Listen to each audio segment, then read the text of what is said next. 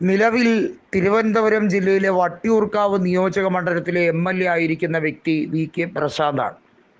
VK Prashant വാസ്തവത്തിൽ Thiruvananthapuram corporation മേയറായതിൻ്റെ പിന്നിൽ ഒരു വലിയ കഥ തന്നെയുണ്ട്.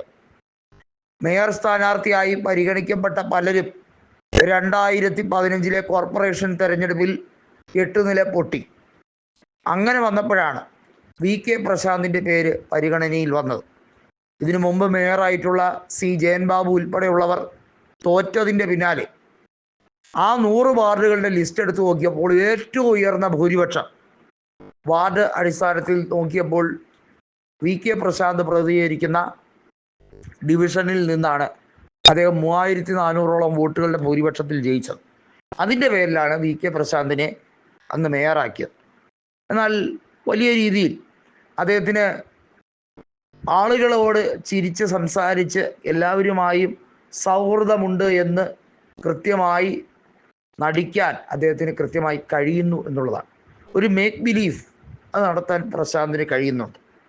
ആ മേക്ക് ബിലീഫിൽ വട്ടിയൂർക്കാവിൽ 2019 ഉപതെരഞ്ഞെടുപ്പിൽ K മുരളീധരൻ വടകരയിൽ നിന്ന് 85,000 വോട്ടുകൾക്ക് P ജയരാജനെ പരാജയപ്പെടുത്തി അങ്ങോട്ട് ഷിഫ്റ്റ് ചെയ്തപ്പോൾ ആ ഗ്യാപ്പിലാണ് VK പ്രശാന്തിന് നറുക്ക് വീണത്.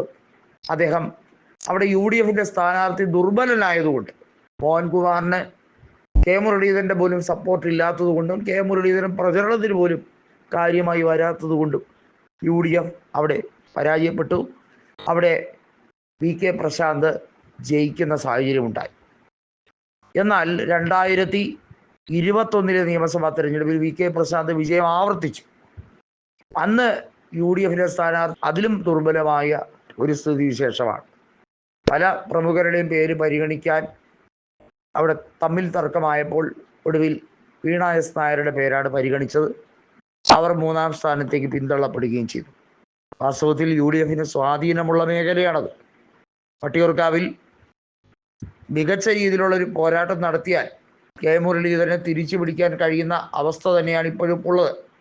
അദ്ദേഹത്തിൻ്റെ വോട്ട് എന്നത് രാഷ്ട്രീയത്തിന് അതീതമായ അദ്ദേഹത്തിന് അവിടെ 8 കൊല്ലത്തെ മികച്ച രീതിയിലുള്ള പ്രവർത്തനം അദ്ദേഹത്തിന് വലിയ സ്വാധീനം ചെലുത്തിയിട്ടുണ്ട്.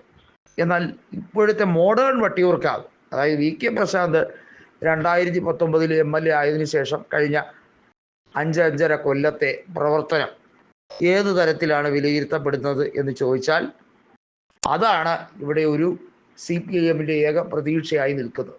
CPIM വീണ്ടും VK പ്രശാന്തിന് തന്നെ സീറ്റ് കൊടുത്താൽ പോലും അദ്ദേഹം K മുരളീധരനോടാണ് മത്സരിക്കുന്നതെങ്കിൽ ജയസാധ്യത കുറവാണ്. എന്നാൽ VK പ്രശാന്തിനെ തിരുവനന്തപുരത്ത് കോർപ്പറേഷൻ മേയറാക്കി വീണ്ടും ഉയർത്താൻ CPIM ആലോചിക്കുന്നുണ്ട്. കൃത്യമായി പറഞ്ഞാൽ ആര്യ രാജേന്ദ്രനെതിരെയുള്ള തിരുവനന്തപുരം നഗരവാസികളുടെ കൃത്യമായ പ്രതിഷേധം നമുക്കറിയാം. ഡ്രൈവർ യദുവിൻ്റെ ജോലി നഷ്ടപ്പെടാനുള്ള കാരണം ഉൾപ്പെടെ നിരവധി വിഷയങ്ങളുണ്ട്. ആര്യക്കെതിരെയുള്ള അഴിമതി കേസുമായി ബന്ധപ്പെട്ട കാര്യങ്ങൾ, ആരോപണങ്ങൾ, അവർ നടത്തിയിട്ടുള്ള വലിയ രീതിയിലുള്ള ഇടപെടലുകൾ, അതുമായി ബന്ധപ്പെട്ട് പല സംഘടനകളും അവർക്കെതിരെ തിരിയുന്ന സാഹചര്യമുണ്ടായി. തന്നിഷ്ടക്കാരി എന്നുള്ള ഒരു ലേബൽ വളരെ ചെറുപ്പത്തിൽ തന്നെ പിടിച്ചെടുത്ത് അതെന്തോ ഗംഭീരമായ ഒരു അവാർഡ് പോലെ കരുതിക്കൊണ്ട് നടക്കുന്ന ആര്യ രാജേന്ദ്രന് ഇനി ആരും മൈൻഡ് ചെയ്യില്ല എന്ന് മനസ്സിലായതോടെയാണ് പ്രശാന്തിനെ വീണ്ടും ഇറക്കി തിരുവനന്തപുരം കോർപ്പറേഷൻ നഷ്ടപ്പെടാതിരിക്കാൻ വേണ്ടി കളിക്കുന്നത്. അങ്ങനെ വന്നാൽ വട്ടിയൂർക്കാവിൽ പ്രശാന്ത് അല്ല വേറെ ആര് മത്സരിച്ചാൽ അവിടെ CPIMന് കിട്ടില്ല എന്നുള്ളതിന് ഒരു സംശയമില്ല. അവിടെ നോക്കേ വേണ്ട, ചാൻസേ ഇല്ല.